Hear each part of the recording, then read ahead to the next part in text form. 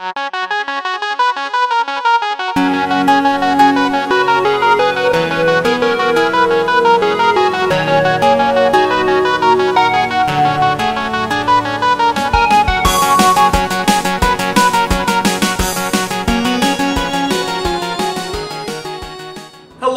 and welcome to AWPA's coverage of the Ouya, in collaboration with Retro Collective. My name is PJ Stanton. Behind the camera is Anthony Uculo.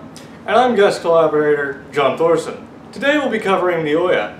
Tell me, PJ, what are we going to be covering today? We're going to be covering everything from the console itself to the controller. We're going to be covering specifications, emulation, and everything in between. Let's get started.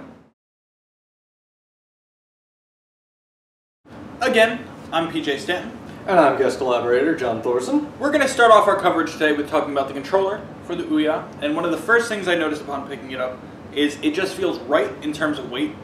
It is around the same heft as the Xbox 360 controller, only its design is a lot better, and it doesn't feel nearly as flimsy as the PlayStation 3 controller.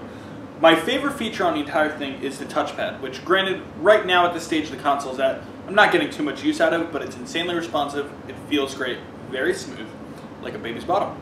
And over here we have the buttons, which as you can see is about Ouya, and they are very, very responsive, sensitive buttons.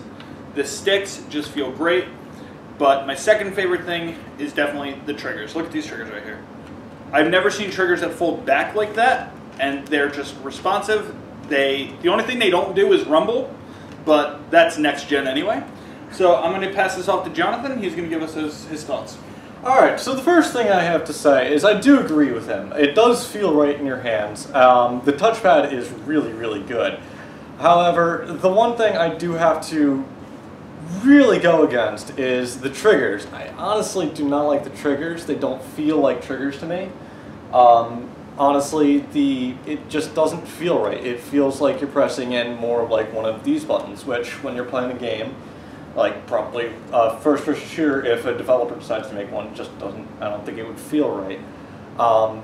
The other thing that I noticed that I did not like is if you're playing, let's say, an SNES game and one of the emulators, one of the many emulators you have, as you can see, there's no start or select button on this controller, so your R3 and L3 buttons, clicking in your thumbsticks, actually act as start and select, which can actually get very annoying very fast.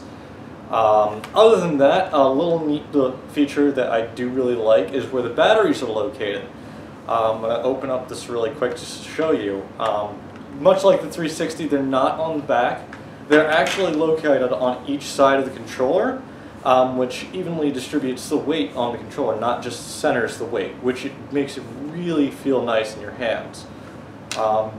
That's really all I have to say. I want to go back to the triggers because I love them and you don't. Is it that they aren't really raised in comparison with the current gen controllers we're dealing with? I would have to say yes, they are. Yes, it's kind of like that. They aren't really raised. Not only that, they're really big. They're really close together, so it almost feels kind of like the one button, not really, but... Let me see.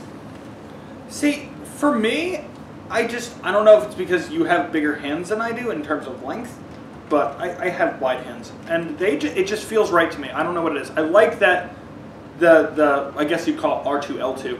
Okay. They just fold back more, and to me that just feels great. I feel if you are playing a first-person shooter or something like a Skyrim equivalent, the triggers are just going to work fabulously.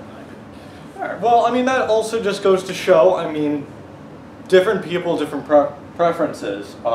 Some people are probably going to love the triggers, some people are probably going to hate the triggers. I guess that also has to go off the hand size, too. No? Now back to the hands. How does just the controller itself, put it in your hands like you're about to play a game, how does that feel right now? It feels actually really nice. Now, I'm actually holding it like this right now. The triggers right like this actually feel right to me.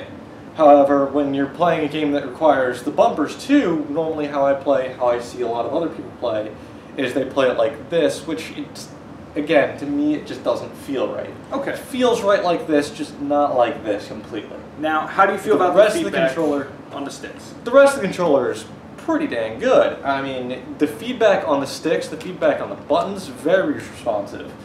Especially with the Ouya button, actually, if you see right there, which is, let's say, the PlayStation Home button or the 360 center button, acts much like the same. It's very responsive, very nice. Now, my only problem with the location of the home button, I feel would be much better up here, but that might interfere with the trackpad. My thing is, let's say I'm playing an emulator. Let's say I'm playing Link to the Past, for example.